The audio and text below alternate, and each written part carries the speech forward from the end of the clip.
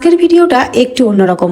আসলে যে দিনটাই আমার কাজের বুকিং থাকে সেই দিনটাই প্রচুর ব্যস্ত থাকি, আর সেই ব্যস্ত দিনটা আমি কিভাবে কাটাই সেটাই আজকে তোমাদের সাথে শেয়ার করব। তাহলে চলো ভিডিওটা একদম প্রথম থেকে শুরু করা যায়। সকালে ঘুম থেকে ওঠার আগেই দেখি শান্তর ফোন, ঘুম ঘুম চোখে ফোনটা রিসিভ করে জানতে পারলাম আজকে আমার নার্সারিতে যেতে হবে। তারপর আমিও রেডি হয়ে চলে গিয়েছিলাম নার্সারিতে, আর কাজটা মিটিয়ে চলে এসেছিলাম বাড়িতে। তারপর কিন্তু সেইখান থেকে বাড়ি এসে স্নান করে খেয়ে দিয়ে রেডি হয়ে মাকে টাটা জানিয়ে বেরিয়ে পড়েছিলাম কাজের লোকেশনে, কারণ আমার সেইখানে টাইমটা দেওয়া ছিল দুপুর 1টার সময়। ঠিক টাইম মতো আমি কিন্তু আমার কাজের লোকেশনে পৌঁছেও গিয়েছিলাম। আর আজকে আমার ব্রাইডটা ছিল ভীষণ মিষ্টি এবং ভীষণ টাইম মেনটেন করেছিল, কারণ আমি যেতে না যেতেই ও কিন্তু হাত নিয়ে বসে পড়েছিল।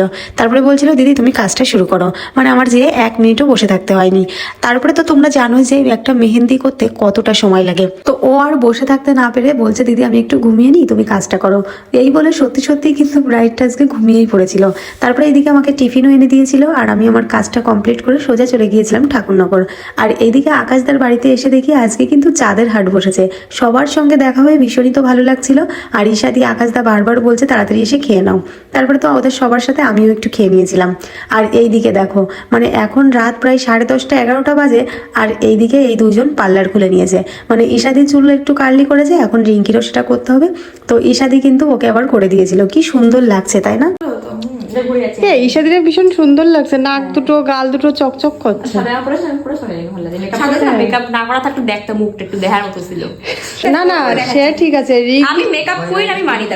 আর এখন এদের ভিতরে তর্কতর্কি শুরু হয়ে গেছে যে কাকে বেশি সুন্দর লাগছে এটা নিয়ে। এখন আমাকে যদি কেউ জিজ্ঞাসা করে যে দিদি তোমার কাকে বেশি ভালো লাগছে, আমি কিন্তু সেটা বলতে পারবো না, কারণ ওরা যদি স্টানাইটিও পরে থাকে তাও আমার ভীষণই ভালো লাগে ওদের। আর এইদিকে ঈশাদির কথা আলাদা করে কি বা বলবো, সত্যি সত্যি আজকে ওর মুখটা যেন একটু বেশি গ্লো করছে, মানে ক্যামেরাটাই পুরো চকচক করছে মুখটা। রিঙ্কি তো বললোই যে ও মেকআপ কুইন, আর এইদিকে ঈশাদিকে মেকআপ ছাড়া কেমন লাগে সেটাই এখন খুঁজে খুঁজে ও বার করছে যে কোন ফটোটাই দেখানো যায়। সেই ঝামেলাটা রেখে এখন শুরু হয়েছে চুল নিয়ে। মানে ঈশাদি বিকালবেলা কাট করেছিল, এখনো ওর কি সুন্দর রয়েছে সেটাই দেখা দেখি চলছে, আর সেটা দেখেই রিঙ্কি আবার নিজেরটা করেছে। দুজনকেই কিন্তু ভীষণই সুন্দর লাগছিল। আমাদের এই ঝামেলা মারপিট কিন্তু শেষ হবার নয়, কারণ ক্যামেরার সামনে তোমরা যেমনটা দেখো ক্যামেরার বাইরেও কিন্তু আমরা এমনটাই। আর সবাই যখন একসাথে থাকি, তোমাদের আগেও বলেছি যে কোন দিক থেকে যে সময় পার হয়ে যায় সেটা কিন্তু আমরা নিজেরাও বুঝতে পারি না। তারপরে কিন্তু আমরা সেখান থেকে চলে এসেছিলাম রিঙ্কিদের বাড়ি। ও তো তোমাদের বলেই ছিল যে জামা কাপড় রাখার জন্য ও একটা বক্স খাট বানিয়েছে, সেই খাটের উপরে দেখো আবার জিনিসগুলো কিন্তু ভর্তি হয়ে গেছে। তারপরে ও সবকিছু আবার গুছিয়ে নিয়েছে। আর এইদিকে তারপরে গোছানোর পরে আমরা কিন্তু আবার ভাতও খেয়ে নিয়েছিলাম। আর ভাত খাওয়ার পরে সবাই গল্প টল্প করে টিঙ্কিদি আর রিঙ্কিকে বললাম যে আসো তোমাদের হাতে একটু মেহেন্দি করে দিই।